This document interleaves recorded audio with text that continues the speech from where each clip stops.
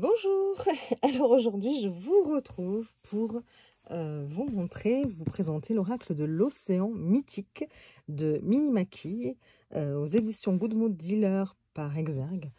J'avais vu qu'il allait sortir, je trouvais déjà la boîte magnifique.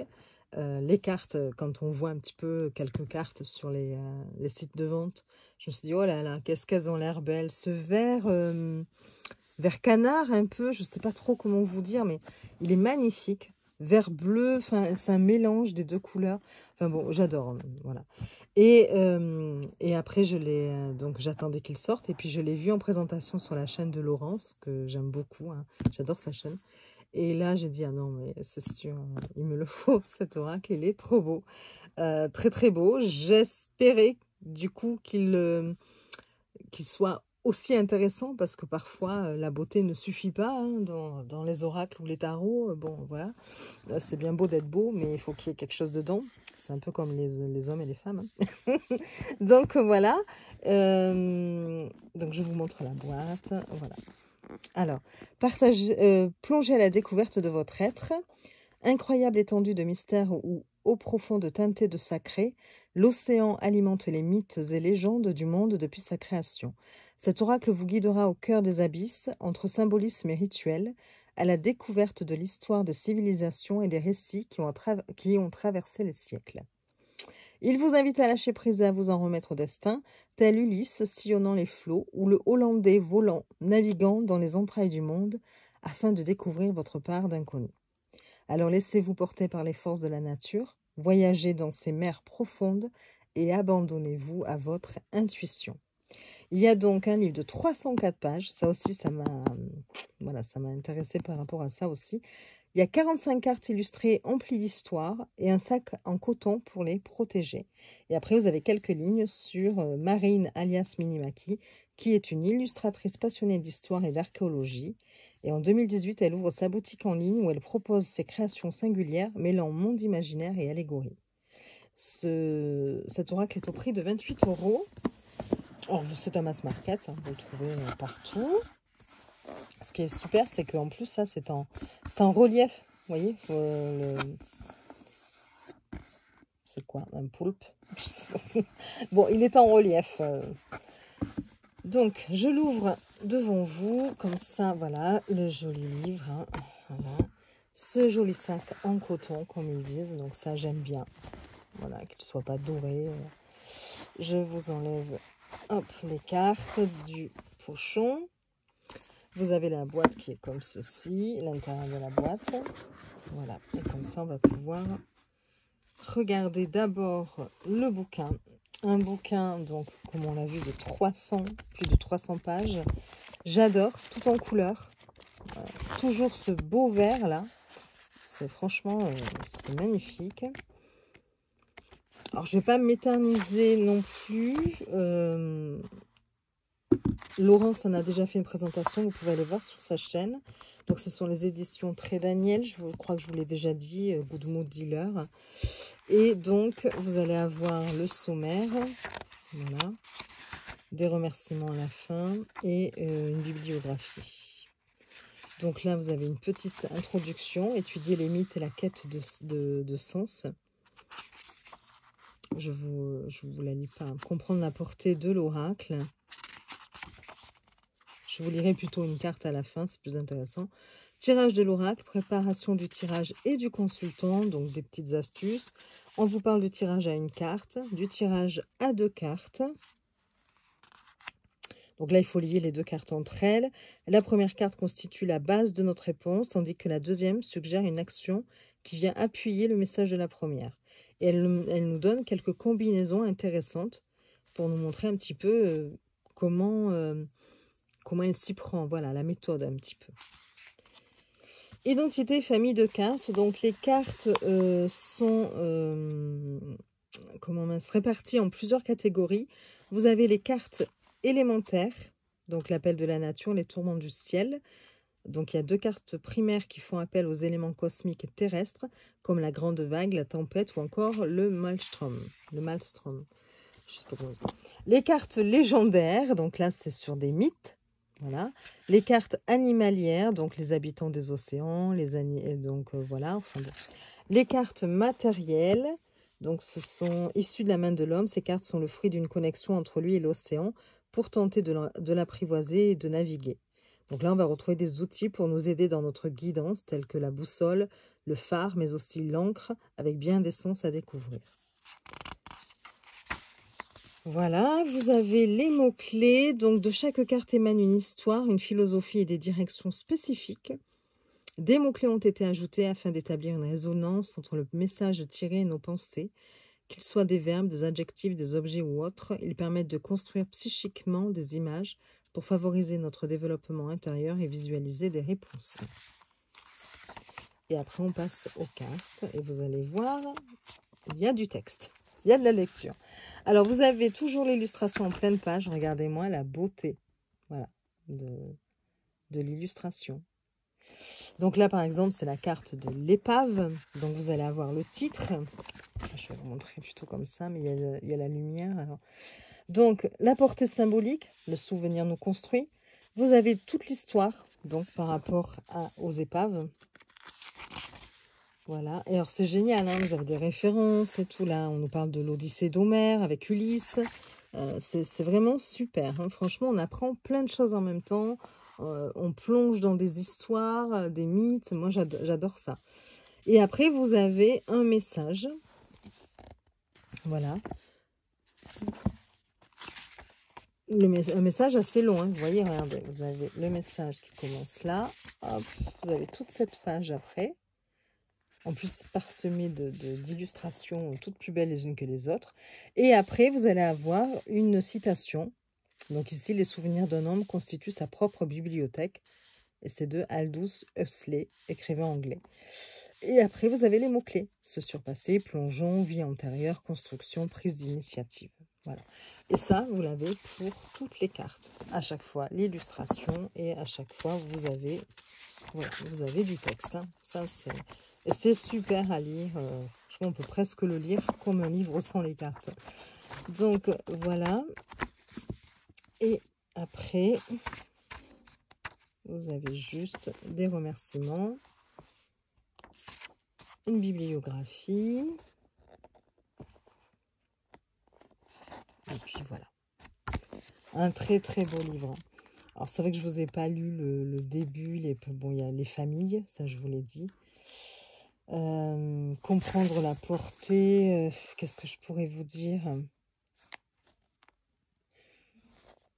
Oui, dedans, elle parle de l'oracle de Delphes, appelé la Pythie. Elle raconte un petit peu l'histoire de ce qu'est un oracle. Hein. Donc, voilà. Tirer l'oracle est un exercice de confiance où l'on s'en remet à son intuition pour découvrir des messages, etc. etc. Donc, voilà. C'était surtout un petit mot pour savoir à quoi sert un oracle en général. Voilà. Bon, de toute façon, on ira tirer une carte à la fin. Voilà pour le livre. On va passer aux cartes. Elles sont énormes. Ce sont de très très grandes cartes que je vous montre. Hop. Avec une carte de Lo Scarabeo. Voilà. Vous voyez, c'est très très grand. Donc, qualité top, rien à redire. Les tranches sont dorées. Voilà. Et l'image, non, j'allais vous dire c'est en relief. Non, par contre, vous avez des dorures. Hein, voilà. Et on va regarder tout de suite. Alors, elles ne sont pas dans l'ordre, parce que je l'ai utilisé, mais il n'y avait pas vraiment d'intérêt à ce que je les remette dans l'ordre. Autant un tarot, j'aime bien vous le présenter dans l'ordre, autant là, voilà. Et donc, voilà, je vous montre les cartes en essayant d'éviter les lumières, mais bon, ce qui n'est pas la chose simple. Le sous-marin, la bouteille. Et elles sont superbes, les illustrations. La tempête, j'ai rarement vu un aussi beau jeu. Le scaphandre, l'Atlantide. Et puis, je vous dis, vous plongez dans les histoires, vous apprenez plein de choses. Le maelstrom, il faut dire que j'ai mangé du chewing-gum quand je le dis. Que j'ai un chewing-gum dans la bouche. L'encre. La lune, j'aime beaucoup celle-là. Le phare. la sirène, le narval, le kraken, l'hippocampe, l'iceberg, la grotte, très jolie, le sable, la grande vague, la tortue marine, la limule, le sel, le calmar géant. Je crois que c'est calamar. Hein. Je sais pas. Je sais pas si ça existe calmar. Parce que moi je dis calamar, alors est-ce qu'il ne manquerait pas une lettre? Scylla, ou ça s'écrit comme ça, mais je crois pas. Je sais pas. Alors là, franchement, vous pourrez me dire en commentaire. J'irai vérifier moi sur internet. Poséidon. Ça se trouve, ça s'écrit comme ça, mais moi j'ai toujours dit calamar et je pensais qu'il y avait un A, donc ou alors c'est une erreur. Donc j'irai vérifier. Le hollandais volant, la baleine, les gorgones, le radeau, la murène, l'algue, la terre inconnue, l'exocé, le nautile, le cachalot, c'est pareil, je sais pas si on dit pas le nautilé, je sais plus. Bon, le monstre de Saint-Brendan, ça je connais pas. Polaris, le plongeon, l'épave, elle est très très belle celle-là. Le coquillage, la boussole, le léviathan, le rocher, l'albatros, le crabe, le requin et la méduse. Voilà, alors on va mélanger les cartes qui sont énormes, donc je vous dis pas, hein, j'arrive tout juste à les attraper. Il fallait pas 1 centimètre de plus, sinon je pouvais pas les battre dans ce sens. Hein. Puis j'aime pas trop moi battre les cartes dans l'autre sens. Je suis en train de tout faire tomber à côté, hein, je suis désolée. Je vais vous casser les oreilles. Alors, hop, on y va. Est-ce qu'elle s'étale bien? Oui, impeccable. Il n'y a vraiment pas de... Donc, on va prendre celle-ci, qui est les gorgones. Alors, les gorgones, dans le bouquin, c'est la carte 25.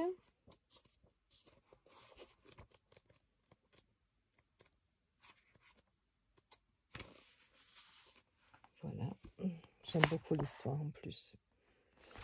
Alors, la portée symbolique, c'est affronter son destin. L'histoire. Coraux rouges éclatant des fonds marins, les gorgones viennent tapisser les rochers de manière arborescente et prolifique. Leurs ramifications écarlates se dispersent et nous offrent un remarquable paysage forestier sous-marin. L'origine du nom de la gorgone corail provient de la légende de Persée et Méduse. Persée aurait coupé la tête de la gorgone Méduse. Lorsque son sang s'écoula en mer, il se transforma en coraux rouges peuplant les océans. En effet, les gorgones sont, dans la mythologie grecque, 3 sœurs, Méduse, Euryalée et Sténo. J'arrive pas à lire à travers la caméra, je vous jure. Filles des divinités marines, Phorcys et Céto. La gorgone représente aussi métaphoriquement ce qui ne peut être évoqué.